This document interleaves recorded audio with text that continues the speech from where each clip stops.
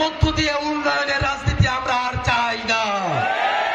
এই বাংলাদেশকে যারা দীর্ঘ সময় ধরে শাসন করেছেন, শাসনের নামে শোষণ করেছেন, বাংলাদেশের রাস্তাঘাট ব্রিজ কালভার্ট করার নামে হাজার হাজার কোটি টাকা দুর্নীতি করেছেন, লাখ লাখ কোটি টাকা বিদেশে পাচার করেছেন, পাচারের মধ্য দিয়ে উন্নয়নের রাজনীতি আমরা আর চাই না। এই বাংলাদেশের মানুষেরা, বাংলাদেশের হিন্দু, বৌদ্ধ, মুসলমান, খ্রিস্টান, এই বাংলাদেশের সকল ধর্মের মানুষ, সকল লিঙ্গের মানুষ, আমরা সকলে মিলে যে নতুন বাংলাদেশ নির্মাণ করতে চাই, এই নতুন বাংলাদেশ নির্মাণ করতে হলে এই ভৈরবের প্রতিটি ঘরে ঘরে জাতীয় নাগরিক পার্টি এনসিপি বার্তা পৌঁছে দিতে হবে।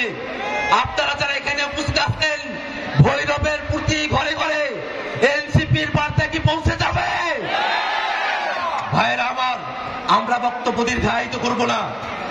আমাদের কিন্তু এখানে প্রস্তাবিত এখানে কিন্তু প্রোগ্রাম ছিল না, কিন্তু হাজার হাজার মানুষ আপনারা এখানে উপস্থিত হয়েছেন।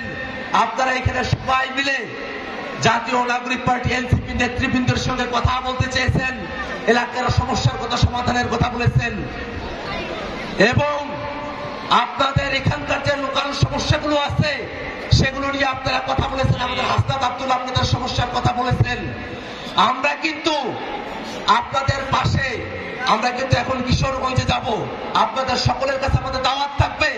আপনারা এই হাজার মানুষ আপনারা কিশোরগঞ্জের থেকে মুভ করবেন, সেখানে আসবেন, এবং আজকের এই সমাবেশে পথসভায় যারা অক্লান্ত পরিশ্রম করেছেন, জাতীয় নাগরিক পার্টির নেতৃবৃন্দ,